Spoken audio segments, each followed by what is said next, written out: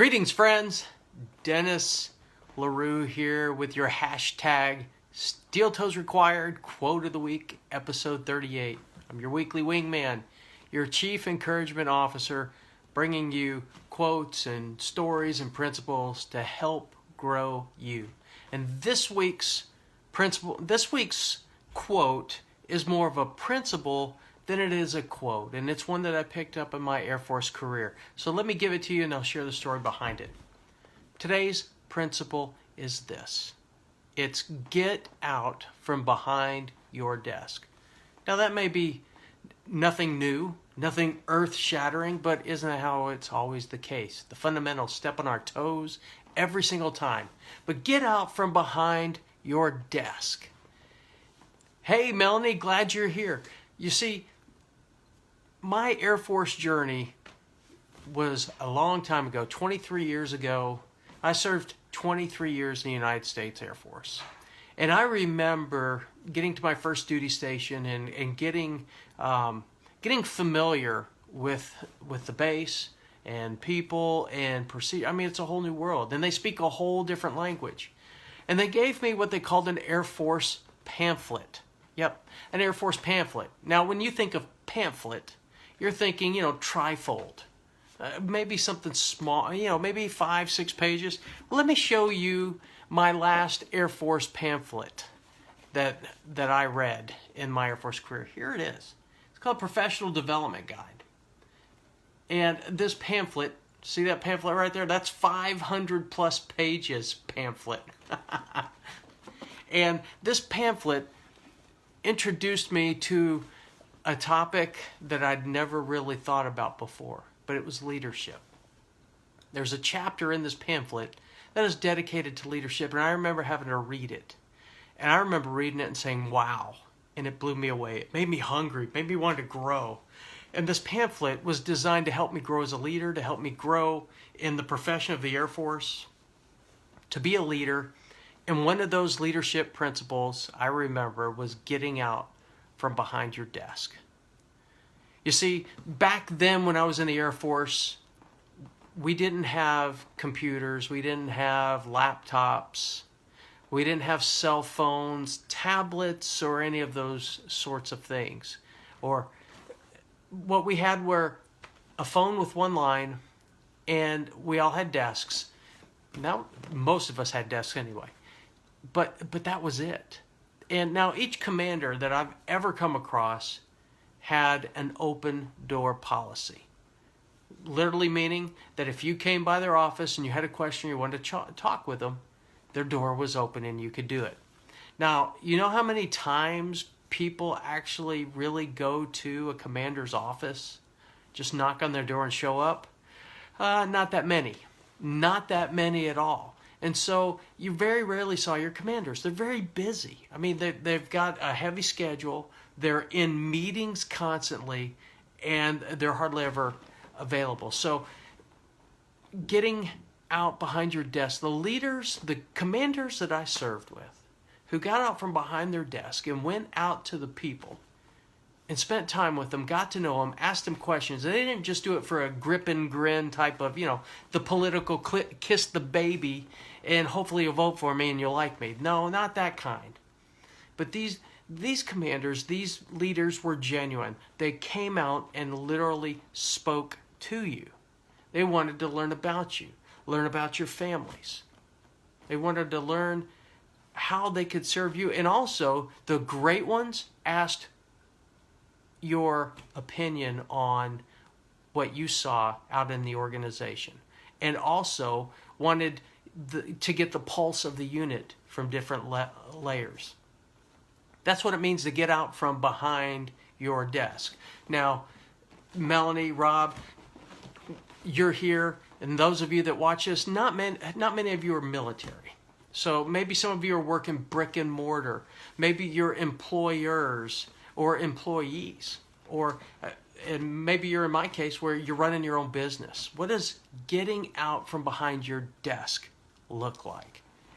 How do we live that out? It could be just simply getting out from behind your desk to go spend time with your family. It could be getting out from behind your desk to go out into the community, adding value to different aspects of the community, volunteering your time. It could also mean getting out from behind your desk to actually go see your clients versus talk to them or email them, spend time with them. You see, it's important to grow your influence, to grow yourself, is to get out from the comfort of being at your desk. Because you know what? The desk, I'd show you, my desk is a mess, and it's right over there. My desk has my laptop and books. I've got stacks of different things I'm working on it that could literally keep me there for days on end, and I could work straight, solid through and not see anybody. But you know what? I know how I'm built. And I was one of those that I don't stay behind my desk very long. I was the one that was always going out into the unit because of learning from this principle to get out from behind my desk, because I want to add value to people. So what does that look like for you this week? How do you need to get out from behind your desk? What's coming to your mind right now? What person jumps into your mind right now that you need to go speak with, that you need to go see? I challenge you to do that. Starting after you hear this, set the appointment up and go see them. Where? Now, for those of you that are actually running organizations, what part of the organization have you not been to in a while? I challenge you to go out there this week and go to that organization, go spend time with them. Because you know what? They know you haven't been out there in a while. And why is it important? Why is it important? Because in the military, we have stripes, stars, and bars. Whoever has the most rank is generally the leader. Everybody knows that.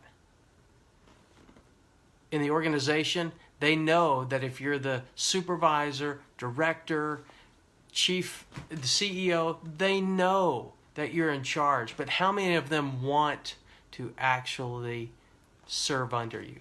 How many of them would give up time to make sure that a task got completed for you? Now, here's what I know.